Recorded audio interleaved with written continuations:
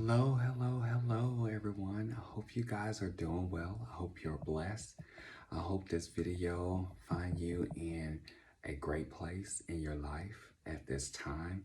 Good morning to those of you who are listening to it in the morning time. Good afternoon for the afternoon and good evening. I hope you guys are doing well. I truly do. It is another episode of Brown King Production. I am Nathaniel Thomas Ford, coming to you guys here in Columbus, Georgia. It is a good day. Any day above ground is a good day for me, so I'm truly happy for that.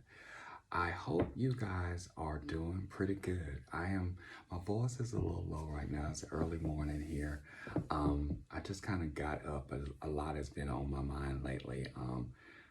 Normally, I don't talk about what's going on in the news and what's going on around us. When I say I don't talk about it, the headlines, the trend trackers, the what's trending and all that stuff. But this one right here, this story that happened in the news recently, I'm talking about the Tyree Nicholson, the young man that lost his life.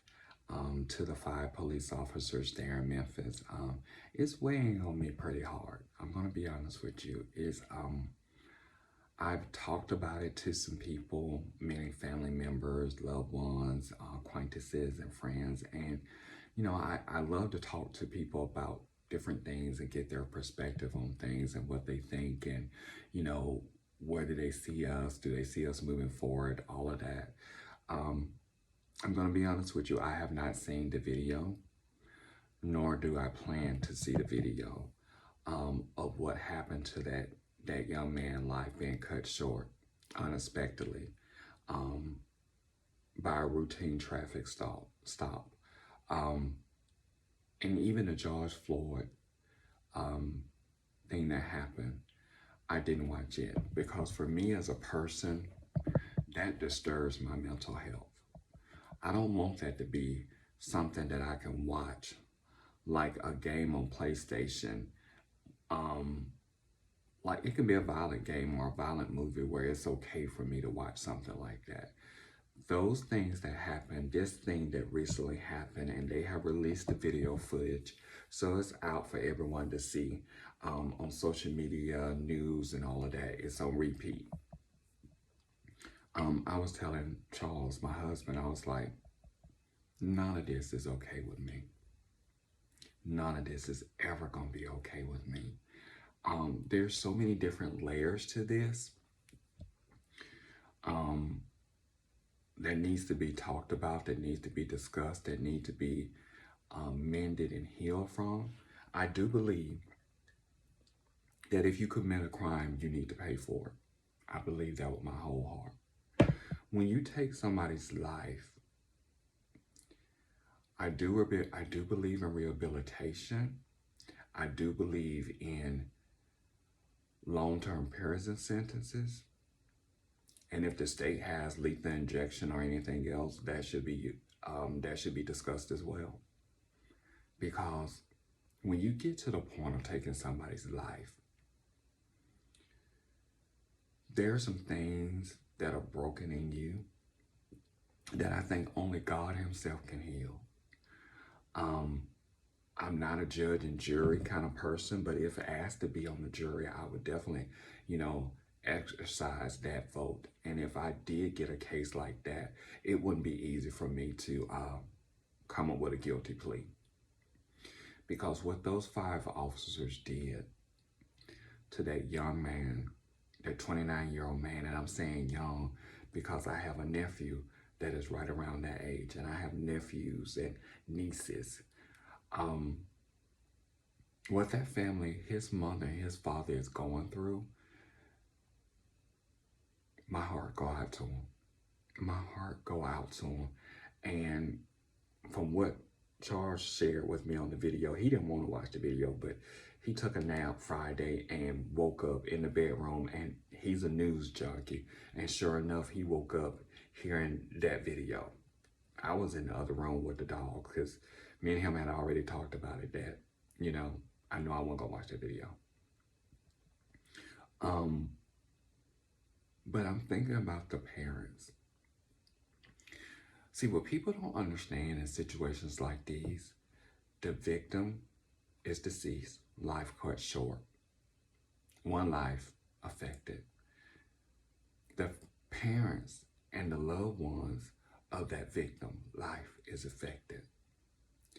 Then even the person or persons who committed the crime, those officers were all young officers.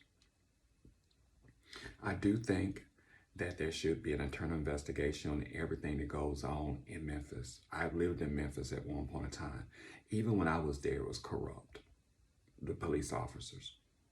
And I also want to make a note. I went to college. I went to a military school, Georgia Military College here in Georgia years ago. That school was made for military people. Either you were in it, affiliated in it, you were law enforcement. So I went to school with a lot of officers. Not all officers are bad.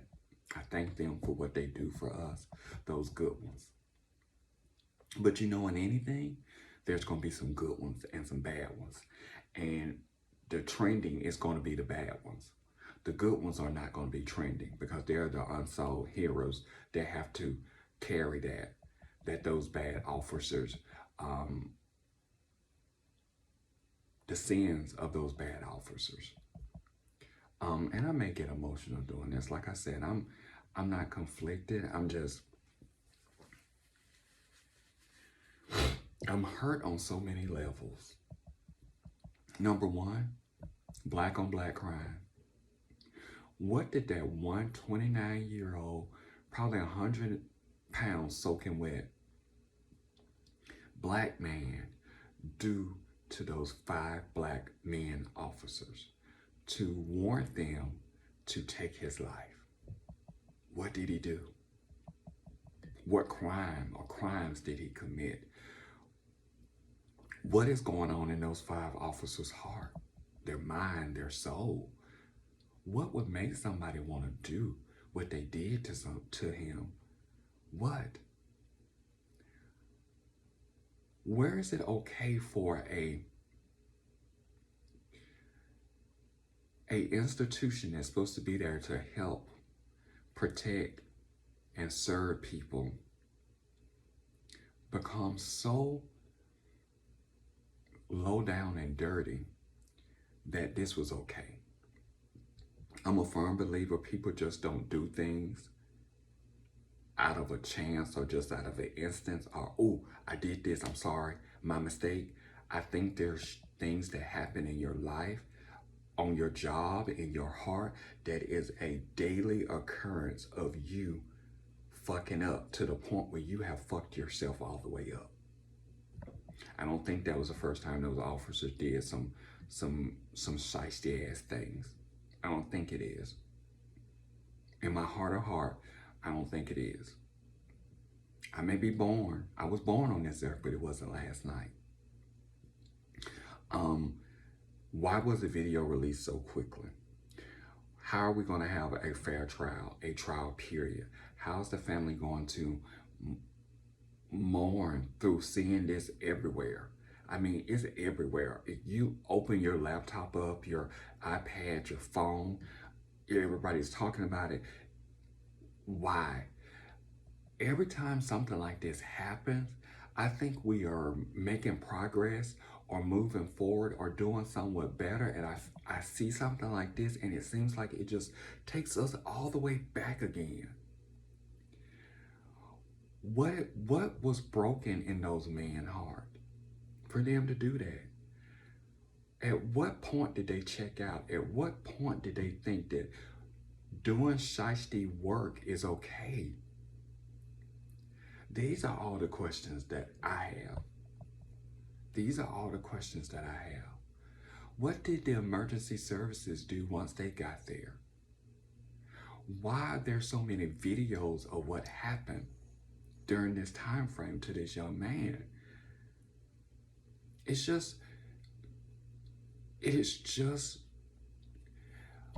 is so wrong on so many levels that I'm trying to wrap my head around it. On what we're going to do moving forward. How are we going to make sure that something like this doesn't happen again? What? Now I know these black officers, oh, they're gonna use them as an example. I don't care, to be honest with you. I don't care. Anytime you use force to the point where you violate somebody's civil right and ultimately kill them, you need to serve some time for that. I think we need to start looking at the prison systems, the jail system. There are some people in prison jails that doesn't need to be there. There are some people who are walking around us freely that needs to be locked up. I do believe that. I do. I just keep thinking about his mom. My heart just keep going to her and his dad and his other family members. And if he had any kids, that.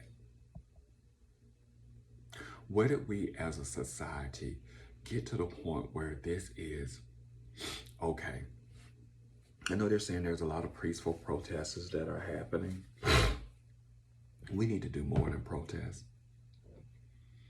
We need to start making an example out of people to the utmost that this is not okay in our society. I feel like at some point us in America are just like animals in the jungle. It's eat or be eaten. There's no checks and balances anymore with anything. Is the system broken? Well, we know that. We know that in America, a black man's life does not matter, have no value to it. I feel that we need to pray. I feel that we need to come together and work on changing some of these laws to make them help not only those who are non-black men, but everyone. I think lawyers need to get to suing more. I think the families need to start attaining more lawyers to sue. Justice is blind. Hell, I don't even know if justice is in the room anymore for a black man. I don't. I pray daily to God to clean my heart of any hate, hurt, or anything. And if there's hurt, help me to get the healing that I need. Excuse me.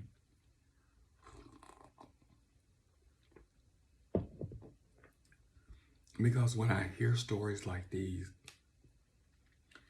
it takes me back to all the other stories that are chained to this one. All the way back to lynching in this country. It takes me back there. It takes me back to every black man that we have lost, where his life was just snapshot, where his life was just like a cattle on a slaughtering field just being slaughtered for meat. We need to normalize black men growing old. We need to normalize justice for men in this country, for black men. Those who are black, people of color, when it comes to these types of crimes, we're right there at the top. Right there at the top. And I said it before, I don't think all police officers are bad. I don't. I know some great ones.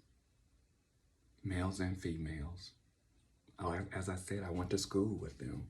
I grew up in a community where we didn't fear the police. We respected the police. The police would be there to high-five us and, pick us up and, tell us, make sure that you don't end up in the back of this car. I remember that as a child, as a young man. I remember the small town that I'm from, and originally from in Alabama. We called the officers Mr. So-and-so, Miss So-and-so, because that was the kind of rapport that I had growing up. And I understand in this country, everybody didn't have that rapport with the police officer or police force. They feared them, they hated them, they ran from them, whatever.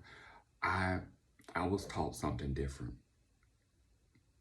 But as a rational mind thinker, even though a crime has been committed, a horrific, terrible thing happened, we still need to move forward. We still need to wrap ourselves around his family and help them make it through this. Every day is going to be hard for them. Every moment it's going to be palpable to try to breathe and think about how he was just beaten with a pole. Now, I will tell you, I did see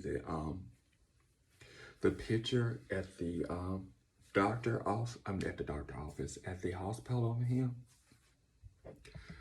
That's all I needed, because there's nothing in this world for someone to be beaten like that. Nothing. Nothing will say, oh, okay, well, we had to use force the way that we did. No. I think they should be prosecuted to the utmost. To the utmost. Because it sickens me to have to hear this and see this and talk about this. I'm tired of it. I'm so freaking tired of it.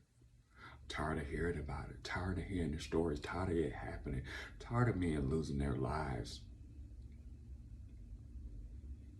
over some situations where people don't have conflict resolution. Poor conflict resolution. Poor decency for somebody else's life. Poor to the point where I got to put my knee and use excessive force to get this man down, this person's down, this man down, this threat down. What did that man do to threaten their masculinity, their life, their badge, for them to do what they had to do? What? And even if that question get answered, it's still not enough. Still not enough. I think the system should pay for this. I think the family should sue for whatever they can't sue for. If there's not enough zeros to put on it, I will put another one. I think they really need to go in and look at these police precincts. I'm not saying that all officers are not doing good work, but I think there needs to be more training, more sensitivity training, more training, period, more conflict resolution, more psych evals, and it needs to be continuous. Not just because you did it, you've been on the force 5, 10, 15, 20 years, you don't need to go through it. I think it needs to be something that they do every month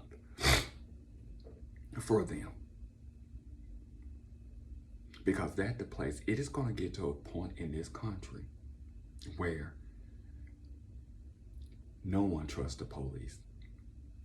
No one trusts the government. No one trusts the rich. Because let me tell you something, people. The poor and the needy are going to always be with us. The poor and the needy and the disenfranchised and the the people who have been victimized are only going to take what you've been doing for so long. Read your Bible. Read your Bible. There's going to be a civil war in this country that's going to tear it apart. I don't know if we're going to come back from this, because I'm telling you, I can feel it, I can hear it, I can taste it. People are only going to take this stuff for so long. And we're going to have to start getting it right, getting better, being a little bit more and showing a little bit more sympathy and empathy for what people are going through. I'm here in Georgia hurting. I can't even imagine what his family is going through. But I put myself in their shoes. What if that was me? What if that was my nephew or nephews or nieces or anybody, somebody else's child, non-black? Just a civil unjust for anybody. It's not good. It's not good. It may be me today, my skin color today, my type, but a black man today, but it's going to be somebody else tomorrow. We have to get to the point where we get so uncomfortable about this that we are knocking on justice's door. That we start looking at these things with a viewpoint that this is past that it's not okay. This is fucked up to the fucked up to the fucked up. I'm going to tell you, I'm going to be honest with you. It is. How do you think it makes Memphis look? Tennessee looks? The South look? The United States? How do you think this make little brown boys feel in this country. I gotta watch I gotta watch other men that look like me and boys that look like me. I gotta watch the popos. I gotta watch anybody in authority. That makes a person feels like they're not even comfortable in their own skin. Like I told you, I'm not watching that video. I don't want to see that. I don't want to see a murder right in front of my face, because there's something wrong with you if you can watch that. I don't care. There's something wrong with you. There's something sick about you watching that. I don't want to see anything like that. If I have to see something like that, I would rather be it in court, where I have to, as a juror, I have to make a decision on either guilty or not. But I don't like to watch something like that because it happened, because it's trending, because it's out there. I'd rather not. Because that, to me, it shapes society to the point where we're no better than the people who commit the crimes. And I have more confidence in us than that. I think all of us need to take some time out of our life and read and study conflict resolution. There's a good, there's a bad, there's consequences that comes along with those decisions. There are consequences to there's situations, there's things that happen in our life and in life period, where you have to not only think about what's best for you, what's best for this situation, what is best for the other people who are in this situation with me. How's it gonna affect them? If I do this, this is gonna end somebody's life, break somebody's mother's heart. I am gonna have to pay for the crime. I am gonna have to carry this as rest of the days I have on my life, my days of life I have on this earth. I'm another statistic. And it's a Black Lives Matter. And the ending of anybody's life, whether a black man, black woman, black person, non-person of color, to senseless craziness because somebody can't make a right decision, is crazy to me. Yes, I think they need to be locked up. Yes, I think their ass probably need to be electrocuted and fried. I'm from a time where growing up in Alabama, we knew at midnight that somebody was getting electrocuted. That's what I grew up in. That's the time I grew up in. Only God can judge. Yes, you're right.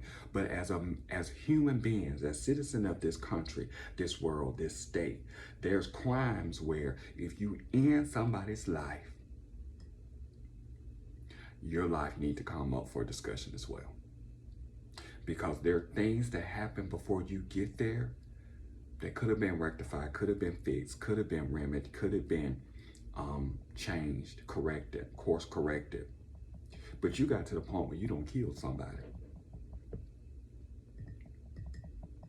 Now we're in a whole different conversation.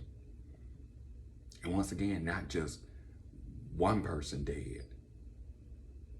Those men don't even know they have killed themselves as well. They're alive, but they still gonna have to drag this out. They still gonna have to carry this one. They still gonna have to reap what they sow on this. And not just them, everybody else. And people, there are so many different ways to kill somebody, to hurt somebody without physically ending their lives. The way that we talk on each other, the way we get so involved in somebody else's life. I'm only speaking on how I feel, what I've seen, what I've heard, but sitting there getting so engulfed in celebrities' lives, I'm like, I don't give a fuck what they do.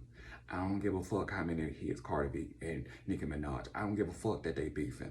I don't give a fuck what goes on in Beyonce live when she was performing in Dubai. I don't care. Because none of their lives and what going on in their life takes precedence on what goes on in mine. Not saying I'm better.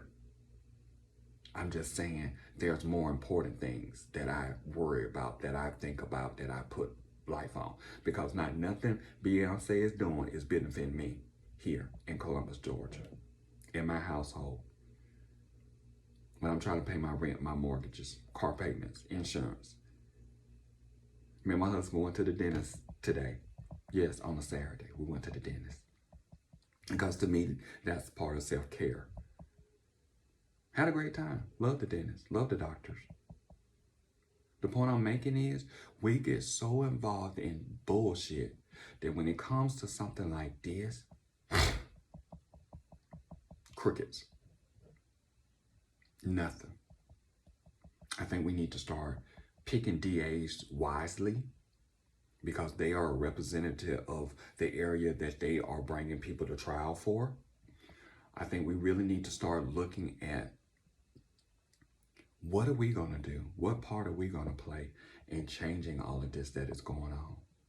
Because it's just going to keep happening. And to be honest with you, I kind of feel like it's kind of normal for us now, some of us, for this country. Oh, another black man dead.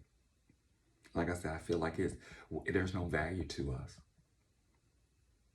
I hope and pray that every king that is listening to this podcast or that is breathing this air in this world gets to live a good ripe age. I hope and pray. Because there's so many lives that are being cut short because of bullshit. And I'm going to call it, this is bullshit. This is utter bullshit. Yeah, they got National Guards on standby here in Georgia. Yes, in Tennessee, they got National Guard on standby. Yes, in other. But what do we need to do prior to all of this happening? We're good at slapping a Band-Aid on some shit, especially if it's foreign affairs. We're great at that as a country. But the same drive and energy that we put on protecting refugees, people were not born here.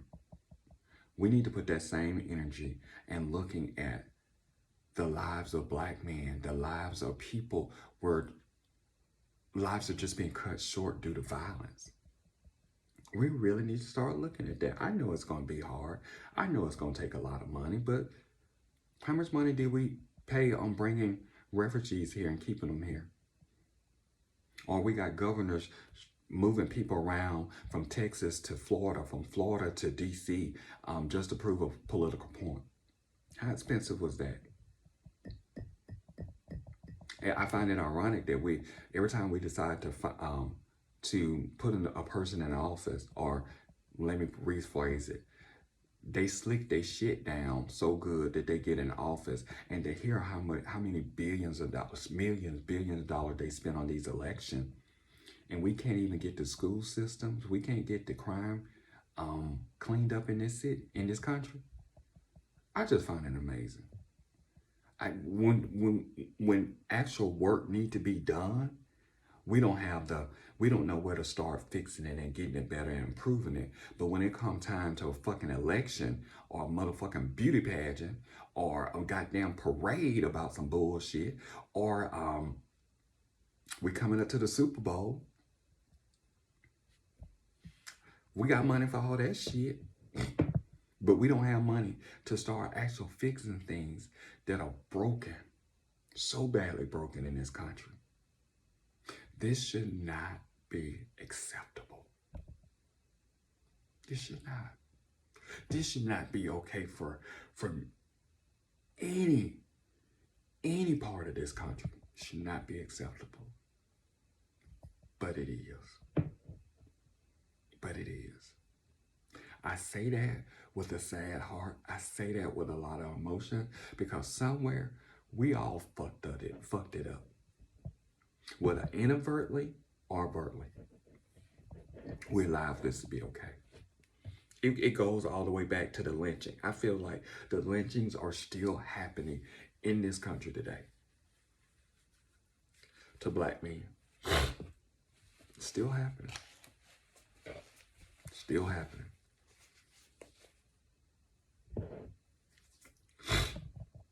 We're quick to change things when it offends a group of people or somebody. But when it comes to a black man in America, baby, we're the lowest on the totem pole. We treat our dogs in America better than we treat black men. We do. We do. Think about it. We do.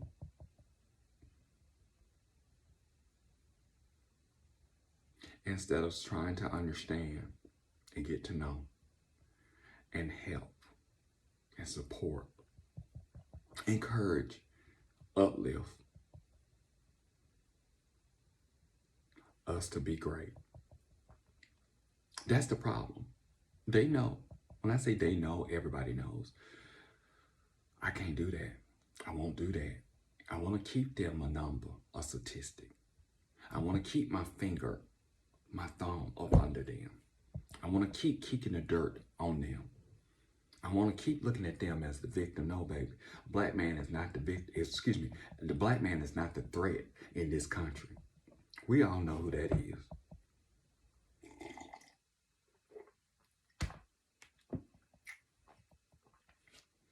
That can be any of us. That can be black man to black man. Anytime you feel like you're threatened, you need to look at that. Examine that. 2023, you feel like a victim. You feel like, oh, let me take this person out before this person take me out. There's something wrong. There's something broken with you. There's something need to be examined. As older people used to say, your freaking head need to be examined. Because you're talking crazy talk. It is a sad day to me. Sad day, but I'm going to still keep moving. I'm still going to keep pushing. Every black man that comes in has always came in my life. In my circle, I've always told him, you're a king. Whether you realize it and know it now, you're a king. You keep living in this world, you're going to see. You're going to find out. You're going to see how people look at you. You're going to see how you're going to have to move to make yourself still relevant. As I said before, we need to do better. We need to ask those questions.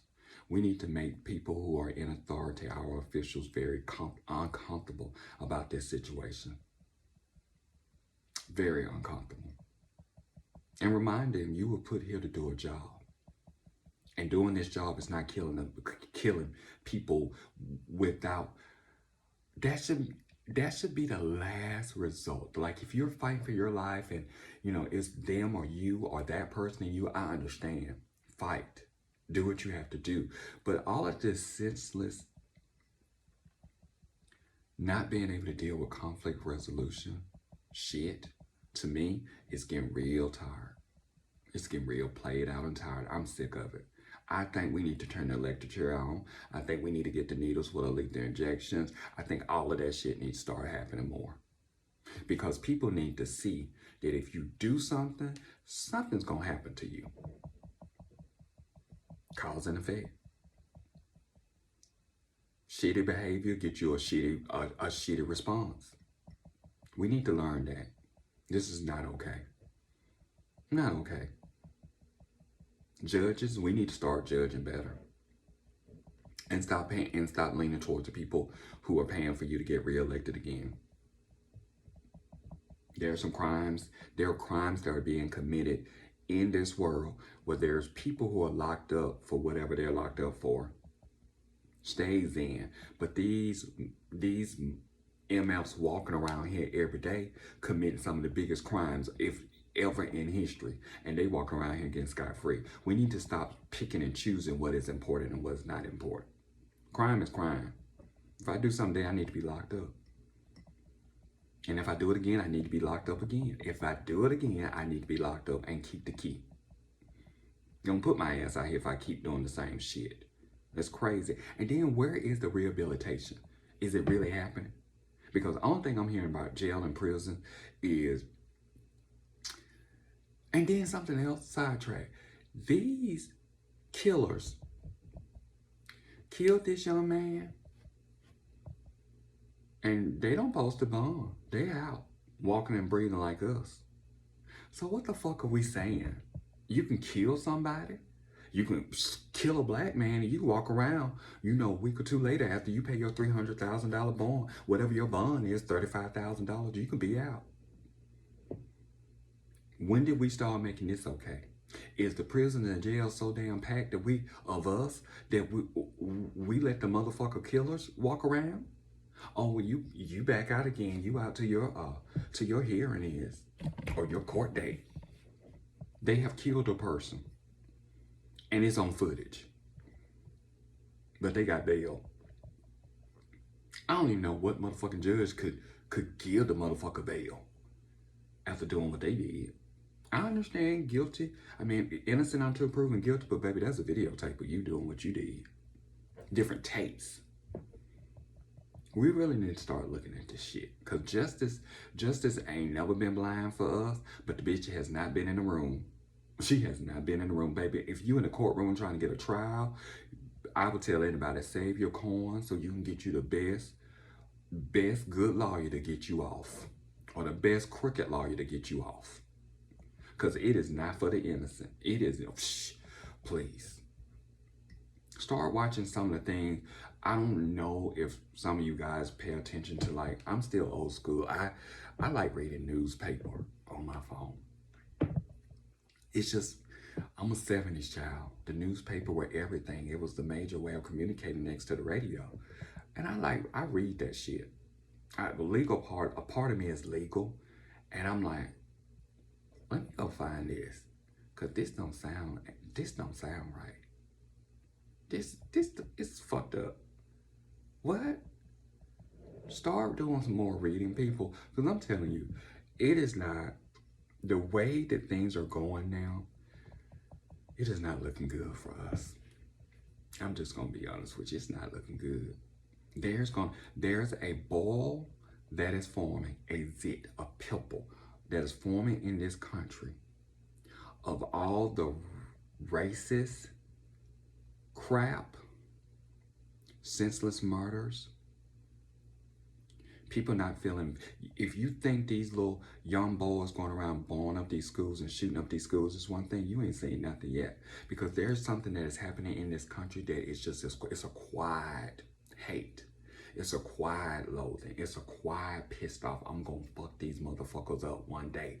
All of that shit is happening very quietly. That shit gonna form to the point it's gonna pop. You're gonna hear it here first. People gonna only take this shit for so long where they don't feel like, and I'm not even gonna say the term, all lives matters to me.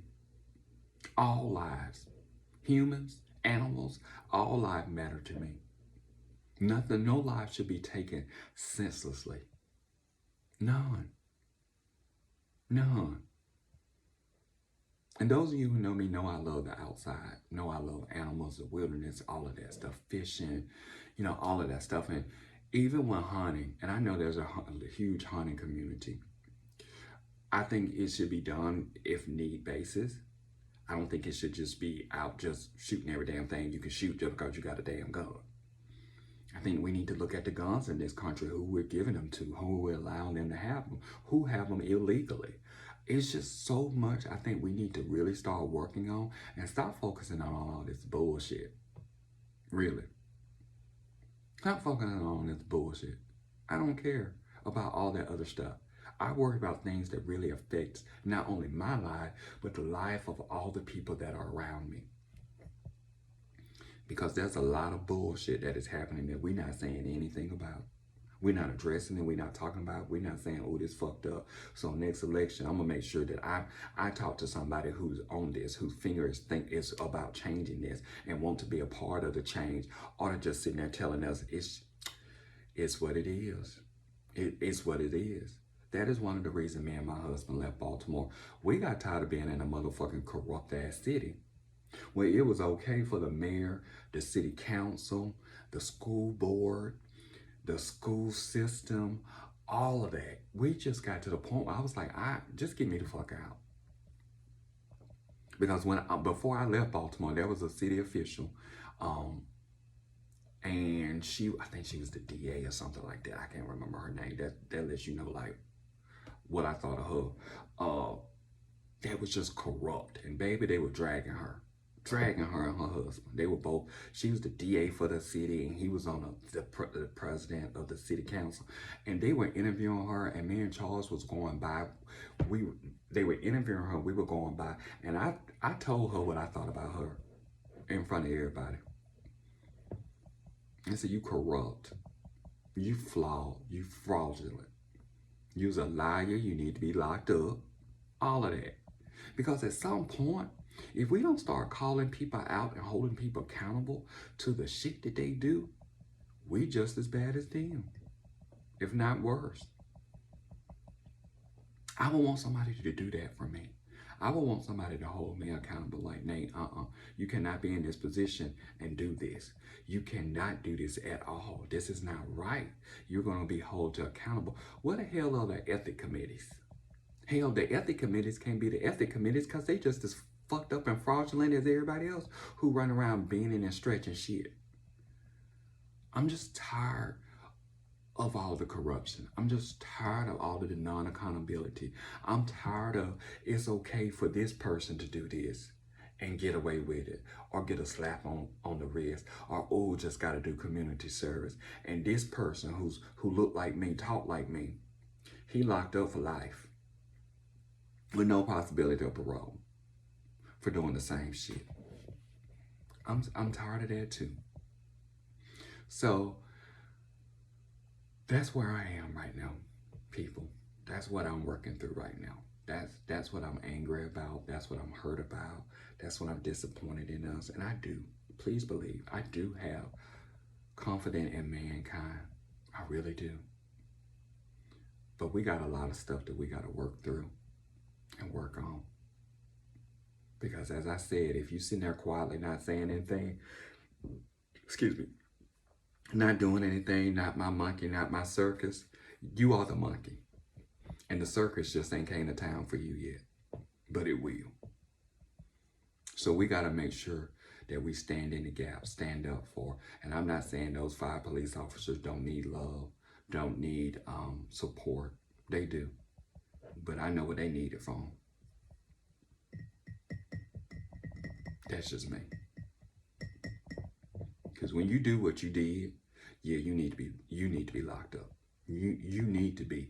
And I don't care what you have to go through. I don't care. Just like you didn't care about that young black man, 29-year-old black man that you murdered, laid out down the street like he was I'm not even going to say like he was a dog, like he was a damn possum or a raccoon or something. Just laid out there. No, I didn't watch the videotape. I was told. I like I said, I'm not watching that. That's all this can't watch that. That's not for me. So people, we need to wake up. We need to start getting uncomfortable with this shit that is happening. Uncomfortable to the point where we want to get up and do something about it. Uncomfortable to the point where next election, without the next election, hell, start talking to the motherfuckers that in office. What the fuck are you doing about this? How are we going to make sure this does not happen in our community? Police chief, what is your view on this? When was the last training for the officers? Are they getting it? Do we have enough funding to do it? What are you doing with the funding that you have? We need to start asking questions and demanding action. Demanding action. I did not say take a gun in your hand and go out there and do anything. I did not say that. Start demanding actions. We need to start raising more little kids of color to be lawyers and judges and police chiefs and policemen. Because you can't expect somebody that's not of your community to give a damn about your community and when they live 100 miles away or 200 miles away. You need to get some activists that are going to actually fight for people instead of taking $1 million and build them a goddamn gorgeous ass home in California. I ain't calling nobody names, I'm just stating what they did. We need to stop waiting for Ben Compton and who else? Al Sharpton and all of them be our crusader. We need to do that shit our damn self. They got some shit they need to tend to in their yard. Because this is going to continue to happen if we do not do anything. We do not say anything. We do not get in people's face and demand action swiftly. Because let me tell you something. If that was a non-personal caller, we wouldn't be having this conversation. Hell, this would not be a conversation to have. It wouldn't. It wouldn't. Black people, we need to start doing some self-examination with ourselves, because there's some self-hate, self-loathing, self-defecating, self-pity, self-walling, self-whatever going on with us. Where we don't see what we see in the motherfucking mirror. Well, bitch, if you ain't black, if you ain't brown, if you ain't white, what the fucking color are your ass? And yes, I'm saying some curse words today because I just feel like cussing. I'm hot at this bullshit that's going on. Taking somebody's life is one of the worst things you could do.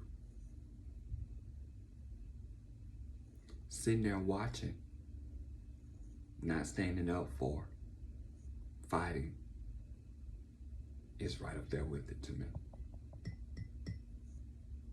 Because we can't wallow and go to sleep at night and think that that's okay. I ain't sleep good none last night because all of this was weighing heavy on me.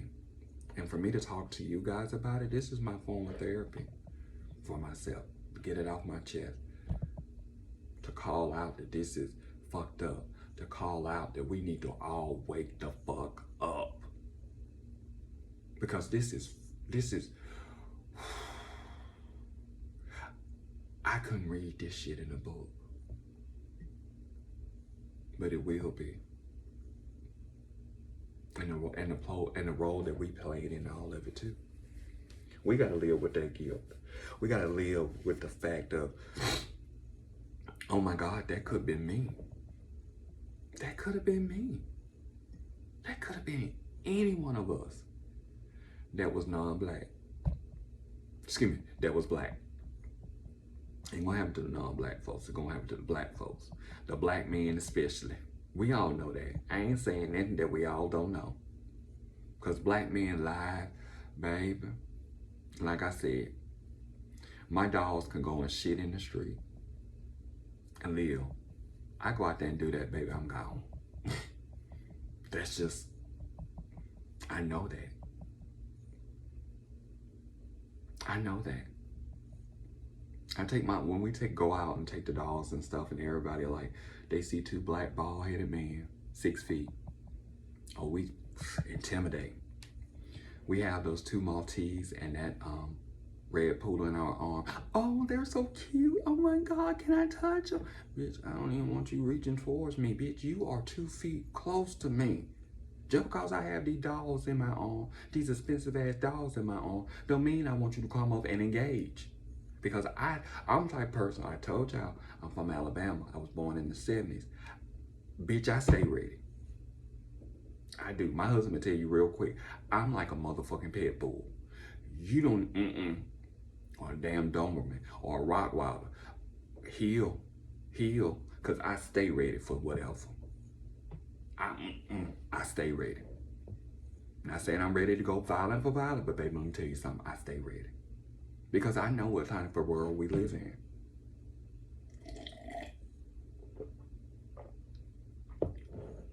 But upon our making is, we know there's a problem. We as a people know there's a problem. What are we gonna do to help fix this? What are we gonna do to be a part of the change agents that needs to happen? What are we gonna do when people look back on our lives and our story and our time on this earth to say those people rose up from this, worked through this, made this better? Or are we gonna sit here and continue counting the black men lives that are being cut short due to violence? Because like I said, that's a long story of men lives and families lives that has been shaped and changed. Because nobody saw the need to stand up and say anything about it. Do I think there need to be a march on Washington? Hell to the yeah. For a black man lied. I do. That's how I feel. I hope somebody's gotten something out of this video. I hope it has stirred something in you to make you do some thinking, to make you want to stand up and do something and make some phone calls to some people to actually help start changing this, or actually help start shrinking these numbers of the senseless killings that are happening. I hope and pray it does. And to the family, once again, of Tyree Nichols, my heart goes out to you. My heart goes out to you in my prayers. Because I know you're hurting. I know you want answers. I know you're trying to wrap your head around all of this. But just hang on. Just hang on. I'm not going to tell you it's going to get better. It's always going to be there with you. But just hold on to God's hand. Just hold on. Thank you guys for taking the time to listen. Know I love you. I know I'm emotional and hurt right now, but at the same token, I'm pushing on because I do feel that there's going to be a better day. I do feel that the people of God are going to want to know, what are we going to do next?